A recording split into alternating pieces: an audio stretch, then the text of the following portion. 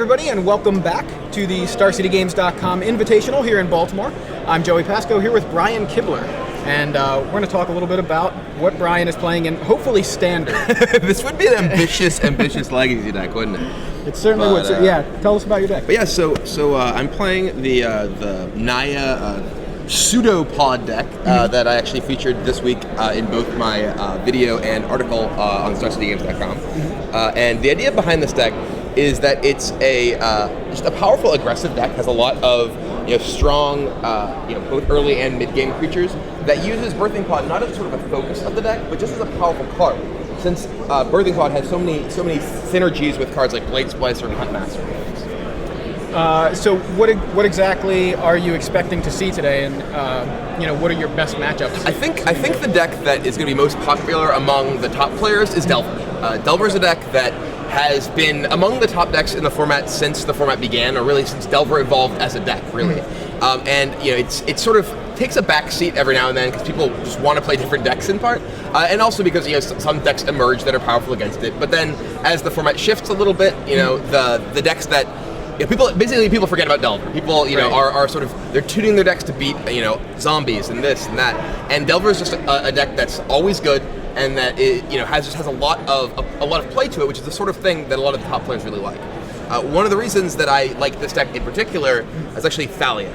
Yeah. And Thalia is a card. I was actually basically just thinking about what's the best card in Standard against Delver decks. And you asked that on Twitter. Yeah, I did. Yeah, and I was looking for. At that point, I had an answer in mind, but I got the idea for Thalia basically from playing in the Legacy Grand Prix, where there's tons of decks which look a lot like Delver because they're basically some legacy. Of them are playing Delver. Right, they're basically legacy versions of the Standard deck, or vice versa. Right. And Thalia, I was playing green white there, and Thalia was one of the best cards against them because it can basically choke these decks on mana because they're based around all these cheap spells that help them find the right cards, help them find their mana. They're playing 20, 21 land. Right. So if you play a turn 2 Thalia against them, they're in some serious trouble. So I wanted to play an aggressive deck that could support Thalia, and this was sort of the shell that I'd been building around with a bunch of different stuff for a while, and sort of came to the realization that Thalia would be very good here because there's so few spells. Over the last few weeks on the Open Series, we've seen a lot of decks kind of going big. We've got Esper Control showing up. We've got Esper Control showing up. We've got the Junk Walkers deck.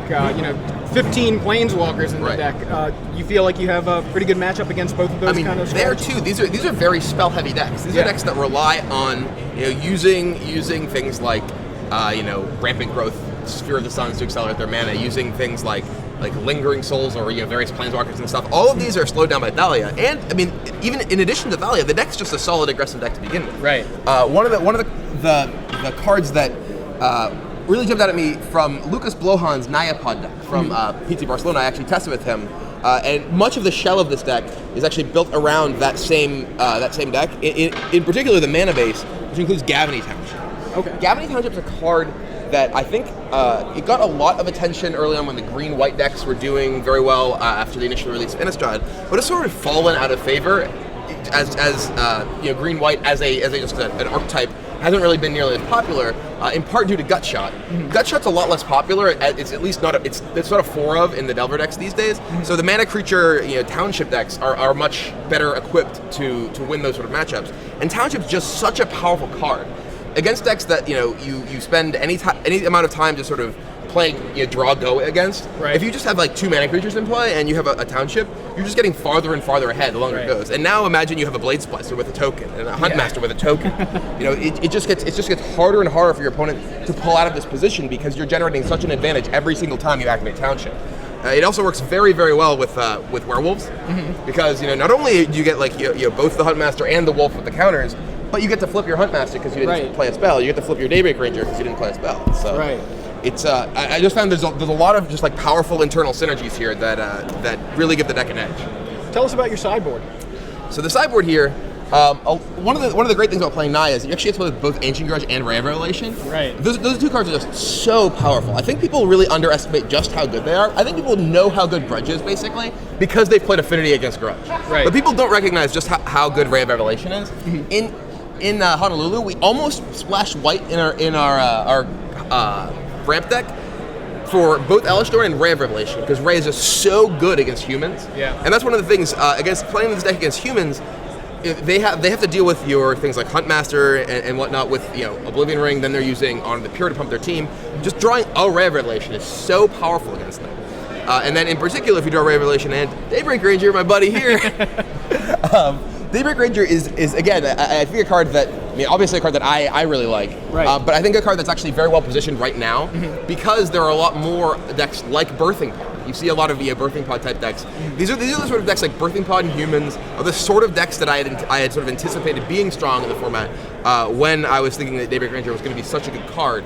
And you don't really see nearly as much ramp as you did before. You don't really see nearly the same amount of the sort of Solar Flare style control decks. So it's really, I think, a field in which Daybreak Ranger can be very powerful.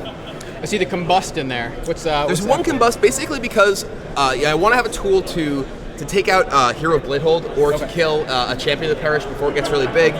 It's also having a single Combust that I can bring in against Delver decks, especially ones that have Dungeon Geist. I think it's nice to have a bit of removal. I had two for a while, but I need to make space for other things. In particular, Hero Bladehold. The Hero Bladehold in my sideboard is primarily just a concession to the possibility that people might still play ramp decks. Okay. Hero Bladehold is one of the best cards you can play against them because Slagstorm, Whip Flare, they don't kill it. So if you're able to actually play a Hero Bladehold, especially with acceleration, you can actually get out far enough ahead that you can kill them even if they do play tight. So looking over the list, what deck don't you want to see? Ramp is the deck that I think is the worst matchup for me. Okay. Just Hero Bladehold gives me a bit of an out against their sort of basic plan, but I think that it's sort of the fundamental matchups of sort of in Magic, the way that the decks match up. The deck that goes like slightly bigger than you is always the one that's in its favor. You either want to be a lot faster than someone so you can beat them before their major game plan comes online, or you want to be slightly slower so what you do trumps what they do. And that's the position that Ramp is against my deck. My deck is sort of a mid-range creature deck, which I think gives me a really good shot against Delver decks, against zombie decks, given that I have the right tools to deal with them. But against decks like Ramp, they are just like that much more powerful than me. So when everything matches up, they end up winning. Great. Well, good luck in the tournament this weekend, and thanks for sharing your deck. We'll catch up with you later. My pleasure. Thanks a lot. And we'll be back in a bit with more coverage from the StarCityGames.com Invitational in Baltimore.